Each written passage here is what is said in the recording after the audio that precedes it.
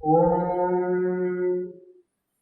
श्रीराम सौमित्र जटायुवेद षडाननादित्य उदाचिताय श्रीनीलकण्ठाय दयामयाय श्रीवैद्यनाथाय नमः शिवाय। ईश्वरो गुरुरात्मेति मूर्तिभेदविभागिने व्योमवद्व्यात्तदेहाय दक्षिणामूर्तये नमः। हर नमः पार्वतीपतये हर हर महादेव। श्री गुरुभ्यो नमः। अस्मद्गुरुचरणान् नमस्कृत्य अद्य महत्सुदिने गुरुपूर्णिमा प्रयुक्त पुण्यदिने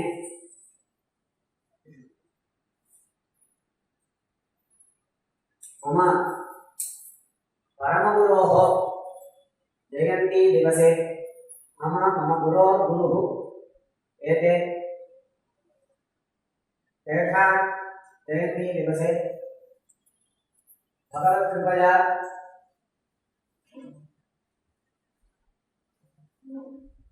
शारीरकमीमांसाशास्त्रस्य प्रथमसूत्रे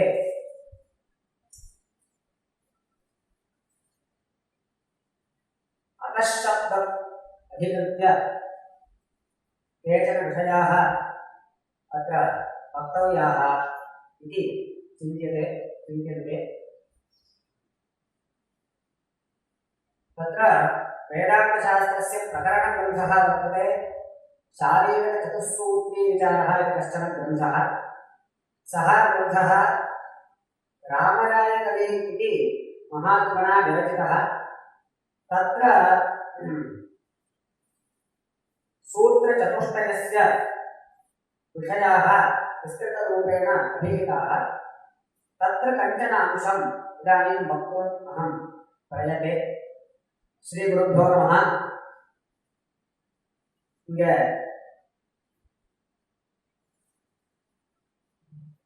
குரு பூர்ணிமா புண்ணிய தினத்துல நம்ம எல்லாம் ஒன்று கூடியிருக்கோம். குருவுடைய ஸ்மரணம் அவசியம் கர்த்தவியம். குரும் பிரகாசயே தீமான் நது மந்திரம் பிரகாசயே அப்படின்னு சாஸ்திரம் சொல்றது. அப்பா என்ன சொல்லுவார்? குருவை பிரகாசப்படுத்தணும், தன்னை தானே பிரகாசப்படுத்திக்க கூடாது, குருவை பிரகாசப்படுத்தணும் அப்படின்னு சொல்லுவார். அவருடைய மகிமை, அவருடைய ஞானம் அதை பிரகாசப்படுத்தணும். அந்த ரீதியில இன்றைய தினம் பிரம்மஸ்ரீ சாஸ்திரநாதனம் எஸ்.ஆர். கிருஷ்ணமூர்த்தி சாஸ்திரிகள் அப்படிங்கிற ரொம்ப பெரிய மகான். அவருடைய ஜெயந்தி தினத்துல இந்த சபையானது கூடியிருக்கு. அவளுக்கு நம்மளோட இருக்கக்கூடிய ஒரு சம்பந்தம் அதையும் இங்க சொல்லணும்னு நினைக்கிறேன். ஆரம்பத்துல எங்களுடைய பிதா தெரியும், எல்லாருக்கும் மாமா கூட சொன்னார்.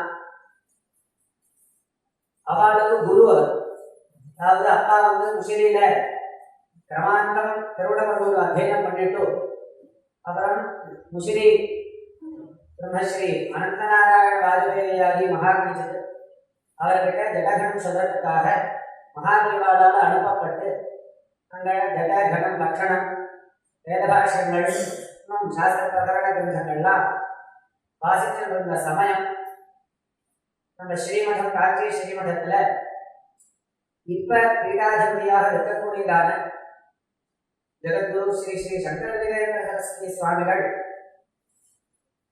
பட்டத்துக்கு மகாதேவாளால தேர்ந்தெடுக்கப்பட்டு பட்டத்துக்கு எடுக்கப்பட்டார். அந்த சமயம் அது.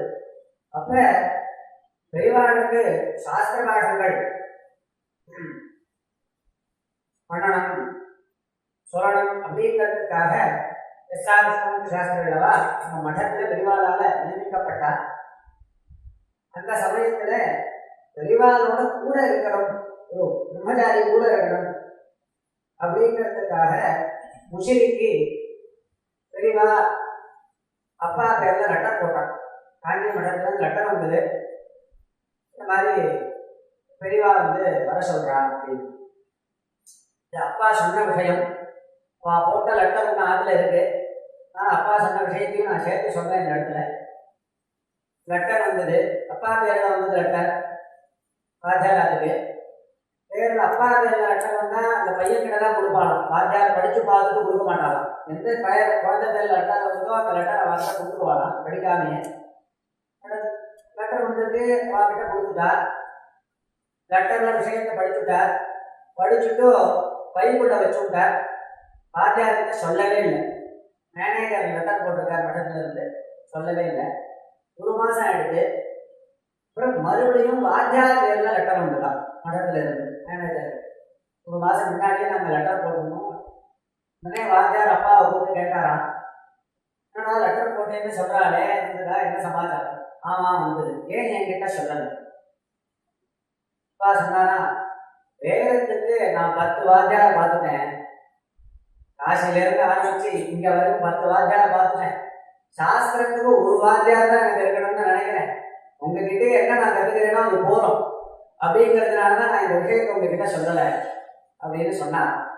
அப்ப முஸ்லிம் விரிவா வந்து இல்லை விரிவா சொல்லியிருக்கா, அதனால நீ போகணும். இன்னொன்று, எனக்கு அவர் வாத்தியார் அப்படின்னா நீ யாரோ ஒருத்தர்கிட்ட போய் பாட கற்றுக்க போறதில்ல. எஸ்ஆர் கைலாசங்கிறவரை எனக்கு வாத்தியார் அவர். இதனால வாத்தியாரோட வாத்தியாருக்கு தான் நீ கற்றுக்க போற, அதனால போய் கற்றுட்டு வா, போயிட்டு வா அப்படின்னு ஸ்ரீவாத்தியாருடைய அனுகிரகத்தோட மட்டத்துல பாரத விழாவோட சேர்ந்து ஒரு 2.5 வருஷ காலம் சார் ஸ்ரீமூர்த்தி சாஸ்திரர்கிட்ட சாஸ்திர சிரவணங்கள் பண்ணியிருக்கா. தர்க்கசாஸ்திரம், தினகரி விதந்தம், இன்னும் வேதாந்த கிரந்தங்கள்லாம் வாசிச்சிருக்கார். அந்த சமயத்துல தான் மகாபரிவாடையே பார்த்து விவாகமும் பார்த்து நடந்தது.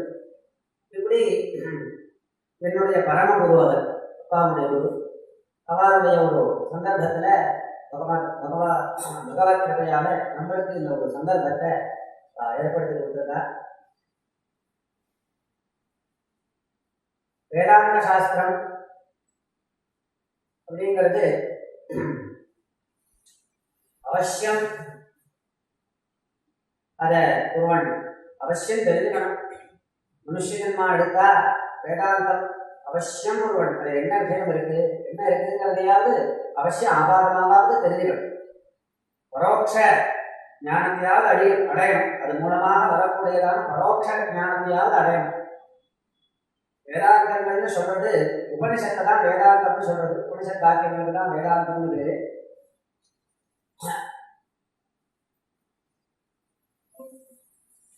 ஸ்ருதி பிரஸ்தானம், ஸ்மிருதி பிரஸ்தானம், சூத்திர பிரஸ்தானம் அப்படின்னு 3 பிரஸ்தானங்களாக இருக்கு.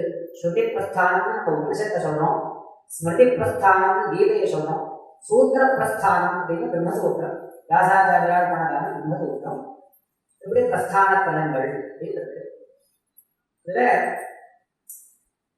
வேதாந்த சாஸ்திரத்தினால வேதாந்தங்கள்னால பிரம்ம விசாரம் பண்ணணும். பிரம்மத்தை விசாரம் பண்ணணும். பிரம்மன்னா ஆத்மானம், சுத்த பிரம்மம், நிர்குணஸ்வரூபமான ஆத்ம விசாரம் பண்ணணும். யார் பண்ணணும், எதுக்கு பண்ணணும், இப்படிங்கிறதெல்லாம் சாஸ்திரக்காரன் நமக்கு சொல்லிக் கொடுக்குற. வியாசர் சொல்றார், இப்ப உபனிஷத்துக்கள்னாலே உபனிஷத் வாக்கியங்களை கொண்டு பிரம்மத்தை விசாரம் பண்ணணும். அப்ப இந்த சூத்திர கிரந்தம் எதுக்கு, பிரம்மசூத்திரம் எதுக்கு, இதுக்கு சாரீரக மீமாம்சா அப்படின்னு. சாரீரக மீமாம்சா பண்ண வேண்டியது பிரம்ம விசாரம். அதனுடைய முதல் சூத்திரமே அதாவது பிரம்ம ஜிக்ஞாசா அப்படின்னு. சாரீரக மீமாம்சா சாஸ்திரத்தினுடைய முதல் சூத்திரம் பிரம்ம ஜிக்ஞாசா. சாரீரகங்கிற சப்தத்துக்கு என்ன அர்த்தம், சரீர சம்பந்தி ஜீவாத்மான அர்த்தம். சாரீரக மீமாம்சா, மீமாம்சாங்கிற சப்தத்துக்கு விசாரா அப்படின்னு அர்த்தம். சாரீரக மீமாம்சா ஜீவாத்ம விஷயமான விசாரம். ஆனா முதல் சூத்திரத்துல அதாவது பிரம்ம ஜிக்ஞாசா, பிரம்ம விஷயத்தை இச்சா, இச்சைக்கு லட்சணையா விசாரங்கிற அர்த்தம். கர்த்தவியம் அப்படின்னு அத்தியாகாரம் பண்ணிக்கணும். பிரம்ம விசார கர்த்தவியா அப்படின்னு வாக்கியார்த்தம் சொல்றாங்க. இப்ப சாரீரக மீமாம்சான்னு பேரு, ஆனா சொல்றதோ முதல் சூத்திரத்துல பிரம்ம விசாரம். என்னது, ஜீவாத்மா விஷயமான விசாரம்னு பேர் கொடுத்துட்டு பிரம்ம விசாரம் பண்ணணும் அப்படின்னு சூத்திரத்துல ஆரம்பத்திலேயே சொல்றேன் அப்படின்னா இப்படி பெயர் வச்சதுனாலே பகவத்பாதாலே இந்த பெயரை சொல்ற. வேதாந்த வாக்கிய மீமாம்சா பிரஸ்தூயதே அப்படிங்கிறார்.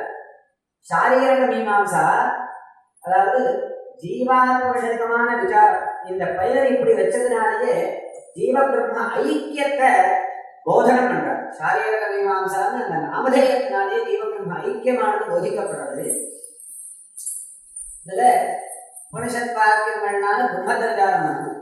இந்த உபனிஷத் வாக்கியத்தினால எப்படி பிரம்மத்தை விசாரம் பண்ணணும் அப்படின்னு சொல்லிக் கொடுக்கறதுக்காக தான் சூத்திரம். அதனாலதான் ஜிக்ஞாசாதிகரணத்தினுடைய கடைசி வாக்கியத்துல பகவத்பாதால் தஸ்மாத் பிரம்ம ஜிக்ஞாசோபன்யாச முகேன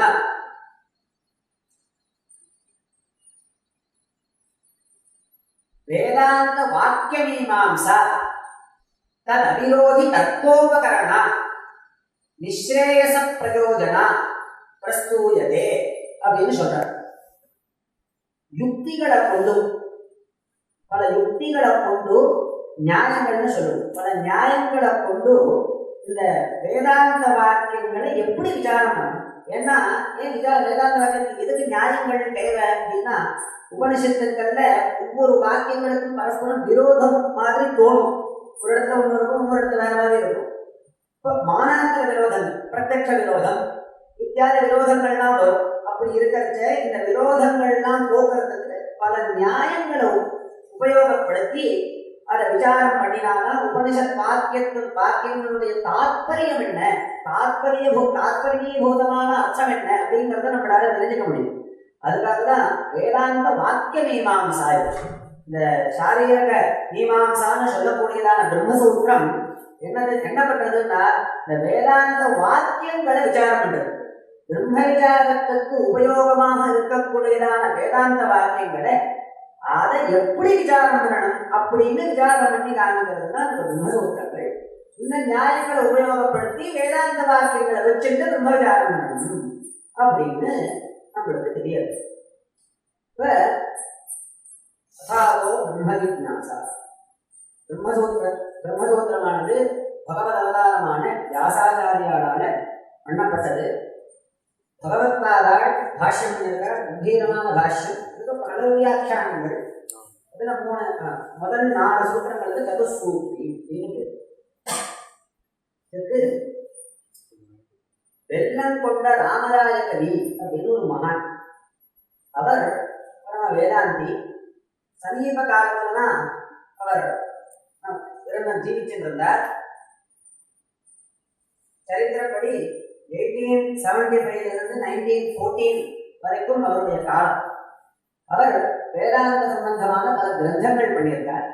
பகவத்கீதைக்கு சாங்கர பாஷ்யத்துக்கு வியாக்கியானம் பண்ணியிருக்கார். அவர் ராமராஜ கவி அப்படிங்கிறவர். அவர் சாரீரக சதுஸ்சூத்ரி விசாரா அப்படின்னு ஒரு பிரகரண கிரந்தம் பண்ணியிருக்கார். இதுல ரொம்ப ஆச்சரியமா அவருடைய கிரந்த ரச்சனையே ரொம்ப ஆச்சரியமா இருக்கும். அவருடைய கிரந்தத்தை பார்த்தா அவருடைய உத்தேசம் என்னன்னு தோன்றது அப்படின்னா பார்த்தாலே புரியும்.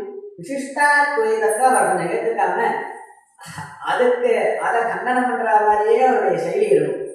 அதை குறிச்சே அவர் பேசுற மாதிரி இருக்கும். அப்படி அவருடைய கிரந்தத்துடைய செயலி இருக்கு.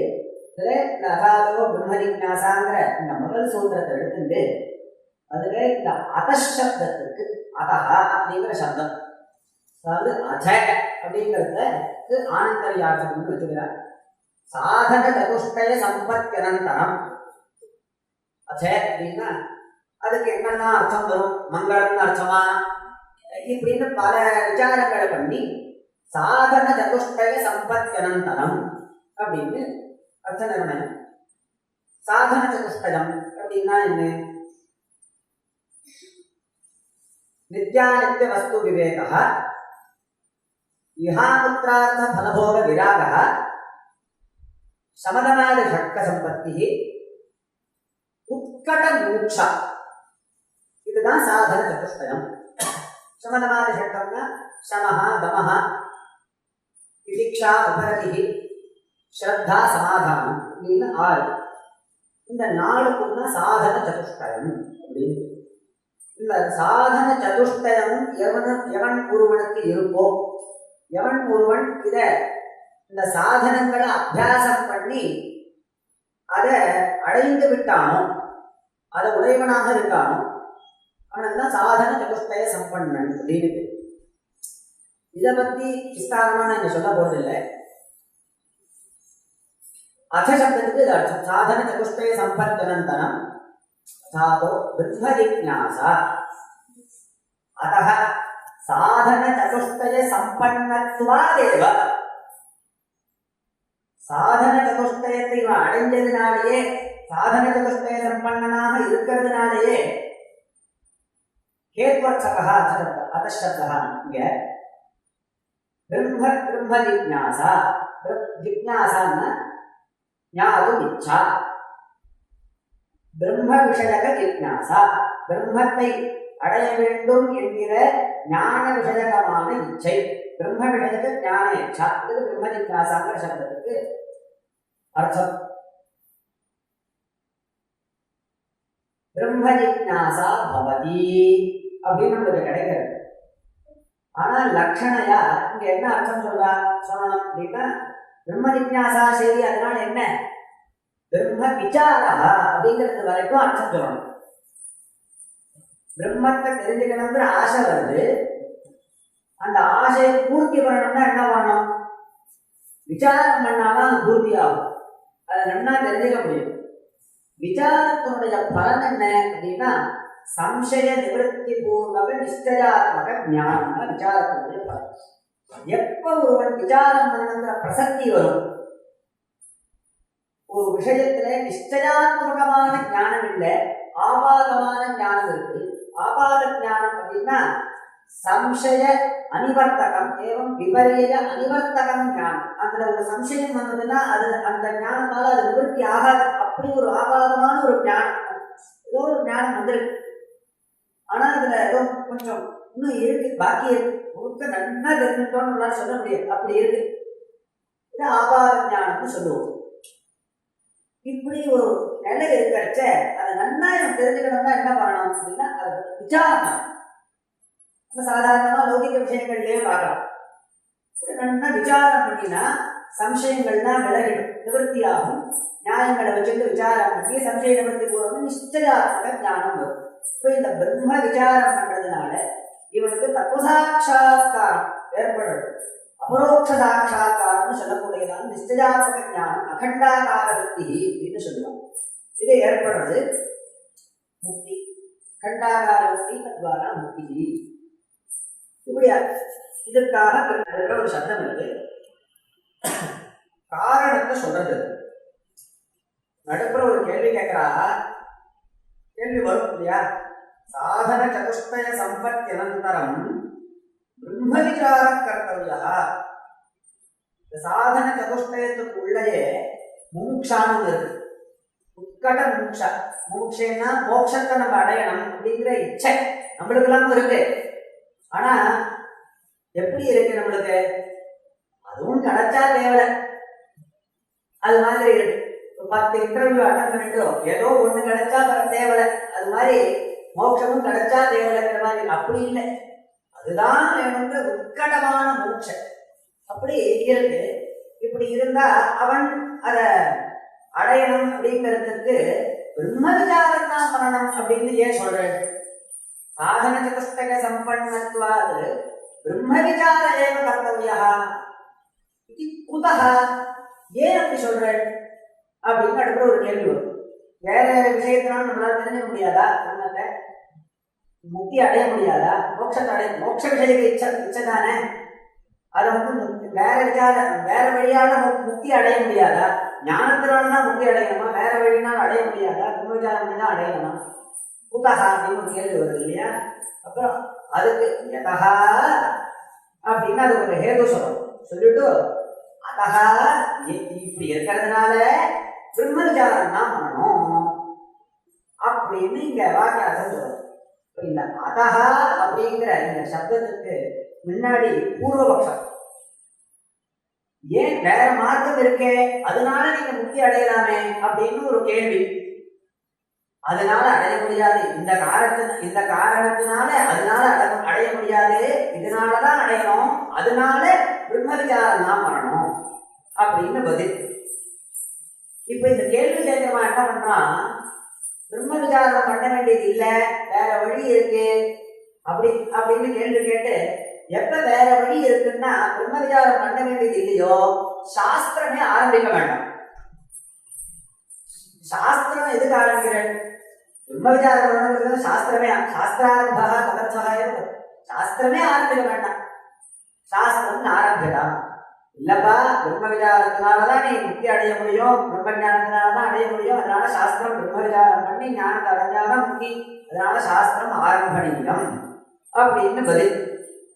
இத மாதிரி 102 பூர்வபக்ஷம் 102 சித்தாந்தம் பண்ணியிருக்கார் இவர். இந்த அதசப்தத்துக்கு இந்த ராமராஜ கவிங்கிற மகன் அந்த விஷயத்தை எடுத்துட்டு யதா சமயம் யதா மதி சொல்லலாம் அப்படின்னு வாத்தியாருடைய ஒரு ஆட்டைய ஏற்றுக்கொண்டு இங்க ஆரம்பிக்கிறோம். மற்ற இந்த சூத்திரத்தில் இருக்கக்கூடியதான மீதி சப்தங்களுக்கு நம்ம அர்த்தத்தை முதலே சொல்லியிருக்கோம், அதை மனசுல வச்சுக்கணும். வச்சுட்டு இத அனுசந்தானம் கேட்டா சிரவணம் பண்ணா புரியும்.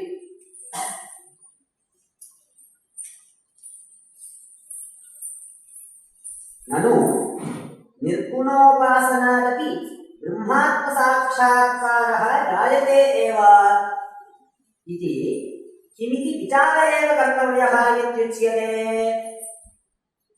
அப்படின்னு கேள்வி. நிர்குண பிரம்ம சாட்சாத்காரம் ஏற்படும், அதுதானே முக்திக்கு வழி. சாட்சாத்காரம்னா ஞானம். அப்ப அதற்கு மார்க்காந்தரம் இருக்கே, நம்ம ஒரு தெய்வத்தை நினைச்சுட்டே இருக்கோம் அப்படின்னா அந்த தெய்வம் நம்மளுக்கு பிரத்யட்சமாகுதே. இதுக்கு சாஸ்திரத்துல காமினி சாட்சாத்காரவது அப்படின்னு சொல்லும் சாஸ்திரம். நிறைய புராணங்கள்லாம் நம்ம பார்ப்போம், ஒரு தெய்வத்தை உபாசனம் பண்ணிட்டே இருக்கா, நரசிம்மர் உபாசனம் பண்றா அப்படின்னா நரசிம்மர் சாட்சாத்காரம் நேரா வந்தா. துருவசுவாமி பகவான் சங்கரகதாச்சாரியாக உபாசனம் பண்ணா, வாசுதேவ மந்திரத்தை ஜபம் பண்ணா, பகவான் நேரா வந்தார்.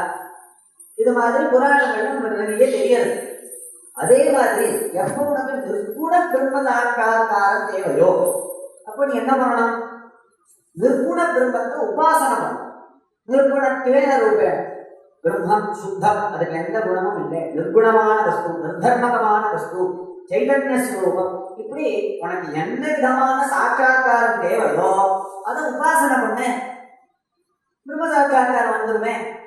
இதுக்கு எதுக்கு நீ பிரம்ம விசாரம் பண்ணணும் அப்படின்னு கேள்வி. கேள்வி என்ன இருக்கணும், நனு நிர்குணோபாசனாதேவ பிரம்மாத்ம சாட்சாத்காரோ ஜாயதே ஏவ இது கிமர்த்தம் பிரம்ம விசார கர்த்தவ்யः அதः சாஸ்திரம் நாரம்பணீயம், சாஸ்திரம் ஆரம்பிக்க தேவையில்லை.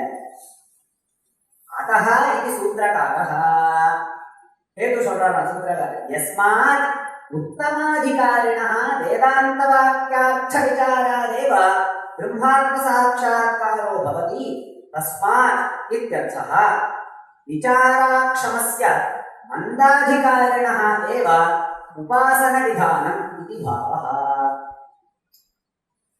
இந்த உபாசனங்கிறது எதுக்கு ஹேது தெரியுமா, இது நீ பிரம்ம விசாரம் பண்றதுக்கு உனக்கு யோக்கியத்தையை ஏற்படுத்தி கொடுக்கறது தான் பண்ணும் இந்த உபாசனங்கிறது. அவன் தான் அது உபாசனத்துக்கு அதிகாரி.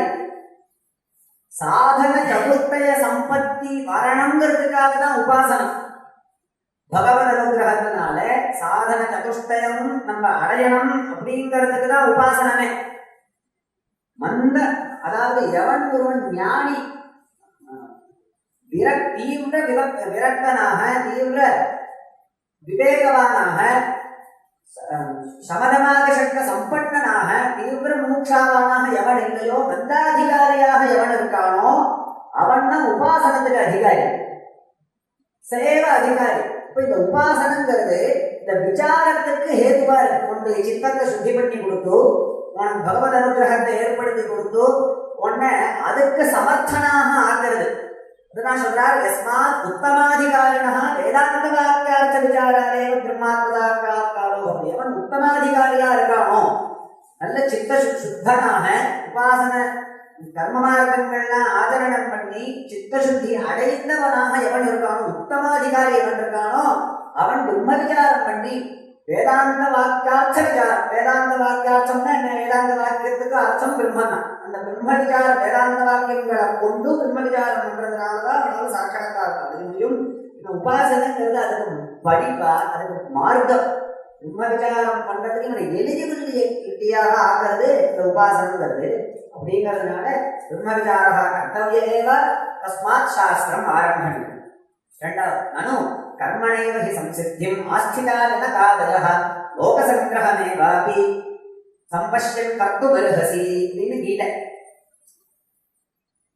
ஜனகாதயः ஜனகர் முதலானவர்கள் கர்மாக்கள் ஆதரணம் பண்ணியே சித்தி அடைஞ்சுட்டான்னு இருக்கே அப்படின்னு கேட்கிறார். இது கீதாவதனா கர்மணேவ மோட்சோஹோ மோட்ச சித்தோ மோட்சார்த்தம் பிரம்ம விசாரோ வியர்த்தஹ அப்படிங்கிறதுனால கீதையில பகவானே சொல்றான், பகவத் வச்சனத்துக்கு இன்னும் அதுக்கு மேல ஏதாவது வச்சனம் உண்டா?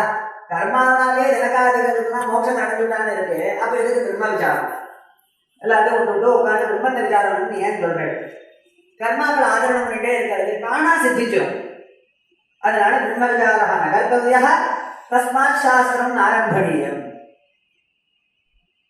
அத ஆஹ சூத்திரகாரः அத யஸ்மாத் கர்மணா மோட்சோ நாஸ்தி தஸ்மாத் இத்யர்த்தः நாஸ்த்யகதः கிருதேன இதி ஸ்ருதேஹ இதி பாவः. கிருதேன அகிருதः ந பவதி. மோட்சங்கிறது நித்தியமான வஸ்து. கர்மாக்கள்னால நித்தியமான ஒரு வஸ்து எப்படி ஏற்படுத்த முடியும்? ஆப்பியம் 4 தான் கர்மாக்கள்னால ஏற்படும் அப்படின்னு சொல்ற. கர்மாவுடைய பலன்கிறது 4 விதமாக தான் இருக்கும் அப்படின்னு சாஸ்திரம் சொல்றது. இது உண்டாகுமோ அனித்தியமான வஸ்து தான் கர்மாக்கு பலனாக இருக்கும். நித்தியமான வஸ்து கர்மாக்கு பலனாக இருக்காது. எது பிராப்தியமோ அது நித்தியம் இல்லை. ஒன்னுத்த போய் நம்ம புதுசா அடையணும் அப்படின்னா சயோகாக விப்ரயோகாந்தா அப்படின்னு சாஸ்திரம் சொல்லணும். அப்ப கர்மாவனால நித்தியமான ஒரு வஸ்துவை ஏற்படுத்த முடியாது. நாஸ்தி அகிருதா கிருதேனா அப்படி. அதனால எதனால கர்மாக்கள்னால நித்தியமான வஸ்து ஒன்று ஏற்படுத்த முடியாதோ மோட்சமானது நித்தியம் அப்படிங்கிறதுனால நச புனராவர்த்ததே அப்படிங்கிற ஸ்ருதியினால முக்தன் மறுபடியும் ஜன்மாவை அடைய மாட்டான். அப்படிங்கிறதுனால மோக்ஷம் யதா நித்யः நித்யः பதார்த்தः தஸ்மாத் முக்தः ந புனராவர்த்ததே அப்படிங்கிறதுனால இந்த கர்மாக்கள்னால நித்தியமான வஸ்துவை நித்தியமான மோட்சத்தை ஏற்படுத்த முடியாது. அதனால கர்மாக்கள்னாலேயே மோட்சம்னு கிடையாதுப்பா. அப்படிங்கிறதுனால பிரம்ம விசாரா அவசியம் கர்த்தவ்யேவ அப்படின்னு சொல்றாங்க. கர்மாக்கள் பின்ன வேண்டாமா அப்படின்னா பின்னாடி அதை பத்தி வருது. இருந்தாலும் நம்ம நிறைய பட்சங்கள் சொல்ற 102 பட்சம் இங்கேயே அந்த விஷயத்தையும் பார்த்துருவோம். அவ்வளவு தூரம் நம்மளுக்கு போகுமான்னு தெரியல. கர்மா ஆச்சரணம் அவசியம் பண்ணணும். உத்தமாதிகாரி எவன் ஞானயோக நிஷ்டனாக இருக்கானோ, ஞானயோகத்துல சாங்கிய நிஷ்டான்னு சொல்லுவான். சாங்கிய யோக நிஷ்டையில எவன் அதிகாரியாக இருக்கானோ அவனை விட்டு கர்மாக்கள் தானா விலகும். ஆனா அந்த நிஷ்ட வரத்துக்கு கர்மாச்சரணம் ரொம்ப முக்கியம். ஸ்வகர்மணா தமப்யர்த்யா சித்திம் விந்ததி மானவஹா அப்படின்னு பகவான் கீதையில சொல்றான். யதः பிரவృత్తిர்பூதானாம் ஏன சர்வமிதம் ததம் ஸ்வகர்மணா தமப்யர்த்ய சித்திம் விந்ததி மானவஹா. சித்தி அடையணும். ஞானநிஷ்டா சித்தீகரணம். சித்தி ஞானநிஷ்டா யோகியதா அப்படின்னு வச்சுக்கணும். ஞானநிஷ்டா யோகியதாங்கிற சித்தி பதார்த்தம். அந்த சித்திங்கிற பதார்த்தத்தை இவன் அடையணும் அப்படின்னா, அந்த யோகியத்தை இவன் அடையணும் அப்படின்னா இவன் அர்ச்சனை பண்ணணும், பகவத் பூஜை பண்ணணும், பகவான பலிக்கணும், பக்தி பண்ணணும். என்னது அது அப்படின்னா ஸ்வகர்மணா நமப்யர்த்ய இவனுக்கு விகிதமான கர்மாக்கள் சகஜம் கர்ம கௌந்தேஜ சதோஷம் வினக்தே சர்வாரம்பாதி தோஷேன தூமேனாருக்கு நிவாரணாகன்னு சொல்ற ரீதியில இவனுக்கு சுவாபாவிகமான கர்மா, சகஜமான கர்மா, நித்திய கர்மாக்கள் விதிச்சிருக்கு இல்லையா? அந்த கர்மாக்களை அனுஷ்டானம் பண்ணி ஈஸ்வரார்ப்பண புத்தியா அனுஷ்டானம் பண்ணி சித்தோ சமோபூத்வா சமத்வை யோக உச்சியதே அப்படின்னு சொல்ற ரீதியாக அதனுடைய பலன்களையும் லாபத்திலையும் நஷ்டத்திலையும் புத்தியை செலுத்தாமல், பலத்துல புத்தியை செலுத்தாமல் ஈஸ்வரார்ப்பண புத்தியா கர்த்தவியம் இது கவுண்டே பண்ணணும் அப்படிங்கிற ஒரு புத்தியோட எவன் ஒருவன் கர்மாச்சரணம் பண்றானோ, நித்திய கர்மாக்களை ஆச்சரணம் பண்றானோ அவனுக்கு சித்தசுத்தியானது ஏற்படுறது, ஈஸ்வர பிரசாதமானது ஏற்படுறது, ஞானநிஷ்டா யோகியதை அவனுக்கு கிடைக்கிறது. அப்படிங்கிறதுனால கர்மாக்களை விட்டவனுக்கு நிச்சயமா சித்திங்கிறது எந்த ஜென்மாலையும் இல்லை அப்படின்னு கீதையிலேயே பகவான் சொல்றான். இப்ப கீதைங்கிறது ரொம்ப பெரிய சாஸ்திரம். 18 அத்தியாயம் 3 சக்கங்களாக பிரிக்கிறார். அதுல பரஸ்பர விரோதமானது பாசிக்கிறது. பகவத்பாதா உபோத்காத பாஷ்யத்திலேயே இப்படி பரஸ்பர பல பேர் கீதைக்கு பாஷ்யம் பண்ணாலும் லௌகிகாவினால பரஸ்பர விருத்தமாக கையாளப்படுறது இந்த கீதா வாக்கியங்கள். அப்படிங்கிறதுனால அதுக்கு விரோத பரிகாரார்த்தம் மயா புனகா பாஷ்யம் கிரியதே அப்படின்னு பகவத்பாதால் பிரதிக்கப்பட்டு ஆரம்பிக்கிறார் கீதா பாஷ்யம். அப்படி யஸ்மாத் கர்மணா ஏவ மோக்ஷோ நாஸ்தி தஸ்மாத் பிரம்ம விசாரம் கர்த்தவ்ய ஏவ கேனா சாதன சதுஷ்டய சம்பன்னேன கிமர்த்தம் மோக்ஷாய தஸ்மாத் சாஸ்திரம் ஆரம்பணீயம் அதாஹ சூத்திரகாரः பிரம்ம ஜிஞாசா. நனு அடுத்த பட்சம் யதான்னம் மது சயுக்தம் மதுஜான்னேன சயுக்தம் ததா தபஸ்ச வித்யாய சயுக்தம் பேஷஜம் மஹத் இது ஸ்மரணாத் கர்ம ஞான சமுச்சயாதேவ மோக்ஷः அதாஹ சூத்திரகாரः. அண்ணன் சாதம் சாப்பிட்றோம், தேனை கலந்து சாப்பிட்டா திணிப்பாதான் இருக்கு. வெறும் தேனை சாப்பிட்றோம் திணிப்பா இருக்கு. வெறும் சாதம் சாப்பிட்றோம் அப்படின்னு பசி அடங்குது. சாதம் சாப்பிட்டா வெறும் சாதம் சாப்பிட்டா ஒரு பலன், வெறும் தேனை சாப்பிட்டா ஒரு பலன். அதாவது பலன்னா நம்மளுக்கு அந்த சுகத்தை நம்ம அனுபவிக்கிறோமே அதுதான் இந்த பலன். சுகோப போக சுக சாட்சாத்காரம் அது வேற விதமா இருக்கு. வெறும் சாப்பிட்டு சாப்பிட்டா வேற விதமா இருக்கு, வெறும் தேனை சாப்பிட்டா வேற விதமா இருக்கு, ரெண்டுத்துக்கு கலந்து சாப்பிட்டா அது வேற விதமா இருக்கணும். இதுக்கு இன்னொரு உதாரணம் சொல்லுவான். வெறும் தயிரை சாப்பிட்டா ஜுரம் வரணும், ஜுரம். அதுவே வெள்ளை சர்க்கரையை சேர்த்து தயிரை சாப்பிட்டோம்னா புஷ்டி ஹேது. கேவலம் ததிபக்ஷணம் ஜுவர ஹேது. சர்க்கரா மிஸ்ரித ததி புஷ்டி ஹேது. அது மாதிரி இங்க நீ வெறும் கர்மாவை பண்ணா மோட்சம் கிடைக்காது, ஞானத்தோட சேர்த்துக்கோ. ஞானம் பிரம்ம விசாரம் பண்ண ஞானத்தையும் அட, கர்மாவை விடாது. கர்மாதனமும் பண்ணணும், ஞானமும் அடையணும். ரெண்டும் ஞான கர்ம சமுச்சயவாதகான்னு சாஸ்திரத்துல எங்க பார்த்தாலும் வரும். இதுக்கு கண்டனம் பண்ணிட்டே இருப்பார் பகவத்பாதா. அந்த காலத்துல ரொம்ப பிரசித்தமா இருந்தது போல ஞான கர்ம சமுச்சயவாதங்கிறது. அதனால நிறைய கண்டனம் பண்ணுவார் பகவத்பாதா. அதுல இப்படி ஞானமும் கர்மாவும் சேர்ந்துதான் மோட்சம். கர்மாக்களை விடுறதுக்கு ரைட்ஸ் கிடையாது. அவன் ஞானியா கூட இருக்கலாம், ஜீவன் முக்தனா இருக்கலாம், எப்படி வேணா இருக்கலாம். கர்மா விடுறதுக்கு அவன் ரைட்ஸ் கிடையாது. அப்படிங்கிறதுனால ரெண்டும் சேர்த்துதான் மோட்சம் அப்படின்னு சொல்றார். அதுக்கு யஸ்மாத் சமுச்சயஸ்ய யுகவத் ஏகபுருஷானுஷ்டேயத்வ அசம்பவः தஸ்மாத். சுத்த பிரம்ம விஷயக விசாரம் இல்லையா? இந்த சுத்த பிரம்ம விஷய விசாரம் பண்ணி இவன் ஞானத்தை அடைஞ்சான் அப்படின்னா அந்த நிர்குண கர்த்திருவாதி ரஹித கர்த்திருவ போக்திருவாதி ரஹித ஆத்ம விஷயக ஞானம் எவனுக்கு இருக்கோ அவனால கர்மா பண்ணவே முடியாது. கர்மா பண்ணணும் அப்படின்னா நான் கர்த்தா, நான் பண்ண வேண்டிய கர்மா இது, இதை பண்ணி நான் அதை அடையணும், நான் இந்த கர்மாவுக்கு அதிகாரி, இப்படிங்கிற விஷயங்கள்லாம் கர்த்திருவ போக்திருவ இத்தியாதி விஷயங்கள்லாம் எனக்கு இருக்கணும். ஆத்மாவை கர்த்தா அப்படின்னு நினைக்கணும், நான் அதை அடையணும் அப்படின்னு இன்னொன்று இவன் நினைக்கணும். இப்ப இந்த பேத புத்தி இருக்கிற வரைக்கும் தான் இவன் கர்மாவுக்கு ஃபிட்டு. இந்த சுத்த பிரம்ம விடயமான ஞானி வந்துருத்தோ இவர் சாட்சாத்காரத்தை அடைஞ்சுட்டா ஞானி ஆயிட்டான்னா அப்ப இந்த பேத புத்தி போயிடும்.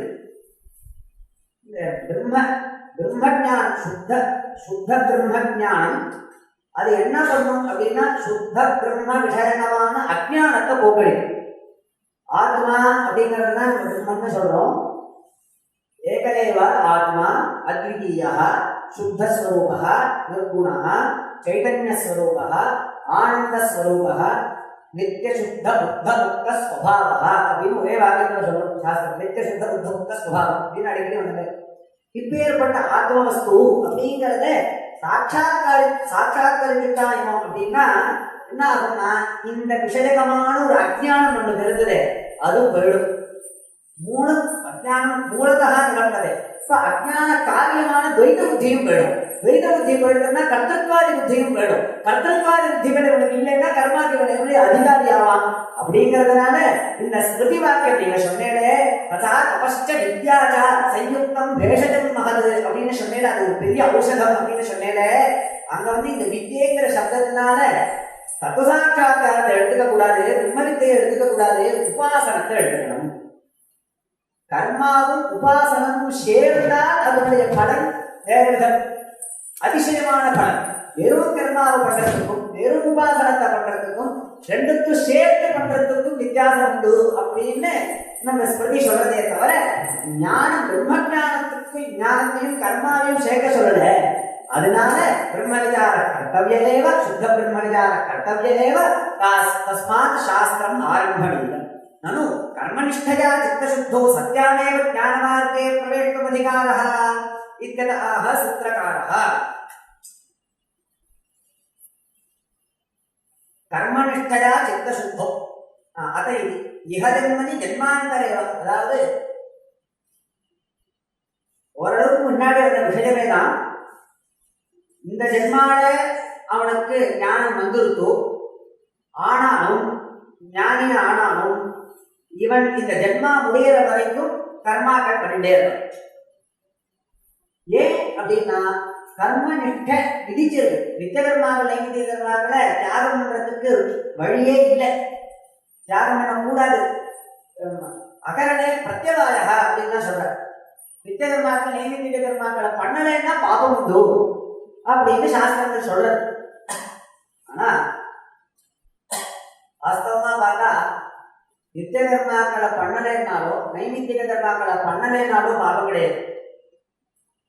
ஏன் இப்படி சொல்றது அப்படின்னா அபாவாத் பாவோத்பத்தியை சாஸ்திரம் அங்கீகரிக்க வேண்டும். நீ அசதசஜ்ஜாயேக அப்படின்னு சாந்தோக்கிய சொல்லி பின்ன என்ன நித்திய கர்மாக்கள் விட்டுட்டா ஒன்றும் தோஷம் இல்லையா அப்படின்னா அப்படி இல்லை. ஸ்வகாலே யதபூர்வமஸ்து கரோத்யன்யத் விசேதனஹ பிரத்யவாயோபி தேனைவ அபாவேன ஹி ந ஜாயதே நாபாவேன சஜன்யதே. அதாவது எவன் அந்த நித்திய கர்மாக்கள் பண்ண வேண்டிய சமயத்துல அதை பண்ணல அப்படின்னு இவன் என்ன பண்ணுவான்? வெறுமையா இருப்பான். வேற ஏதோ ஒன்னா பண்ணிட்டு இருப்பான். சந்தியாவந்தனம் பண்ணணும், முக்கிய காலத்துல பண்ணல, வேற ஏதோ பண்ணிட்டு இருக்கோம். சரி கௌட காலம் அப்பயும் பண்ணல, வேற ஏதோ பண்ணிட்டு இருக்கோம். பண்ணாததுனால அந்த பாவம் வரலையா? நீ பண்ண வேண்டியதை பண்ணாம அந்த சமயம் வேற ஒண்ணத்தை பண்ற வேற, அதனாலதான் உனக்கு பாவம் வருதுன்னு சாஸ்திரம் சொல்றது. ஸ்வகாலே யதபூர்வம்ஸ்து கரோத்யன்யத் விசேதனஹ. அபாவாத் பாவோத்பத்தி எங்கேயுமே வராதரா. பாவாத்தா பாவோத்பத்தி சொல்லணும். அப்படிங்கிறதுனால நீ பண்ண வேண்டியதை விட்டுட்டு வேற ஒண்ணு நிச்சயமா வேற ஏதோ ஒண்ணு பண்ணிட்டு தான் இருப்பான். நான் வெறுமை இருக்கேன், இன்னொரு பட்சத்துல பின்னாடி வருது. பிரம்ம விசாரம் பண்ணிதான் ஏன் மோட்சம் அடையணும்? வெறுமை இருந்தாலே மோட்சத்தை அடைஞ்சிடலாமே. தூஷ்டி பாவா ஏகமான சொல்லி துக்கத்வம்ச ஏவ மோட்சா அப்படின்னு சொல்றாங்க நையாயிகள். இப்ப துக்கத்வம்சம் தான் மோட்சம் அப்படின்னா தூஷ்டியும் ஸ்திலம் எதுவுமே பண்ணல, வெறுமை இருந்தா அப்படி இருந்தாலே ஒண்ணுமே துக்கமே பேசாம இருந்தாலே மோட்சம் தானே, மோட்சத்தை அடைஞ்சிருந்தானே அப்படின்னா யாராலும் வெறுமை இருக்கவே முடியாது. சும்மா இருக்க முடியுமா? சும்மா இருக்கிறது ரொம்ப கஷ்டம்னு சொல்றானே, சும்மா ஒரு நாள் இருக்கவே முடியாது. கீதை சொல்றது மிச்சாதார சௌச்சியதே அப்படிங்கிறது. வெளியில எந்த கர்மாக்களும் பண்ணாம நான் பேசாம உட்காந்து என்ன முடியுது அப்படின்னு ஒருத்தன் சொன்னான்னா அவன் உண்மையா அப்படி இருக்க முடியாது. அவனால மனசால எதையோ சிந்தனை பண்ணிட்டு இருக்கான், எங்கேயோ புத்தி ஓடிட்டு இருக்கு. அவன் மிச்சாதாரன்ற பேரு அப்படின்னு பேரை கொடுக்குறது. அப்ப இந்த கர்மநட்டா அப்படிங்கிறத இவன் பண்ணிட்டே இருக்கணும், கர்மாக்கள் ஆச்சரணம் பண்ணிட்டே இருக்கணும், ஞானத்தை அடைஞ்சணும் பண்ணிட்டே இருக்கணும் அப்படின்னு சொல்ல முடியாது. ஏன் அப்படின்னா இகஜன்மதி ஜென்மாந்தரேவா, இவன் கர்மாக்களை விடுறதுக்கு ரைட்ஸ் கிடையாது. குட்டா பாபங்கள் அப்படின்னு நான் சொல்றேன், அது ஞானி பின்ன விஷயம். ஞானிக்கு அந்த விஷயமே அப்படியே ஆகாது. சாஸ்திரத்துக்கு விஷயமே கிடையாது. ஞானி அவனுக்கு எல்லாம் ஏகமேவ குரு அத்விதீயம் பிரம்மா தஸ்யா. அப்ப அவித்வத் விஷயமேவ சாஸ்திரம் அப்படின்னு சொல்லும். அப்ப என்னடான்னா பின்ன அவனுக்கு கர்மாக்கள்னா போன ஜென்மாக்கள் அவன் பண்ண கர்மாக்களே இப்ப அவனுக்கு சித்தசுத்தியை கொடுத்துரும். இதனாலதான் பிறந்த கர்ப்பேவ வாமதேவா, வாமதேவன் கர்ப்பத்திலேயே பிரம்மஞானியா இருந்தார் அப்படின்லாம் சொல்றான். பல மகான்களை நம்ம பார்க்கறோம். அதனால ஸ்ருதியும் பிரம்மச்சரியாதேவ பிரபலதே அப்படின்னு ஸ்ருதியும் சொல்றது. தீவிர விரக்தனாக ஒருவன் இருக்கான் அப்படின்னா அவன் பிரம்மச்சரியாசிரமத்திலிருந்தே சன்னியாசத்துக்கு போகலாம். கிரஸ்தாசிரமத்தை அடைஞ்சு அக்னிஹோத்ராதி கர்மாக்கள் ஆச்சரணம் பண்ணிதான் போகணும்னு இல்லை. பூர்வ ஜென்மாக்கள்ல பண்ணதான கர்மாக்களே அவனுக்கு சித்தசுத்தியை ஏற்படுத்தி தத்துவார அவனுக்கு சித்தம் சுத்தியாக தான் இருக்கும். இந்த கர்மா இந்த ஜென்மாலையும் இந்த சம்ஸ்காரமானது அனுவர்த்திக்கும் அப்படின்னு நம்மளுக்கு தெரியாது.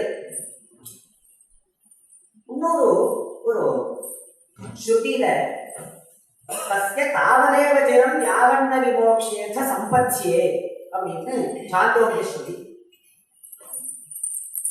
இவன் இந்த ஜென்மா ஞானத்தை அடைஞ்சுட்டான். ஞானத்தை அடையிறதுக்கு முன்னாடி இந்த ஜென்மால ஏதோ கர்மாக்களை பண்ணியிருக்கான். அந்த கர்மாக்களுக்கு பலன் அடைஞ்சுதான ஆகணும். அடுத்த ஜென்மா இவனுக்கு உண்டா இல்லையா இருக்குன்னு சொல்லணும்.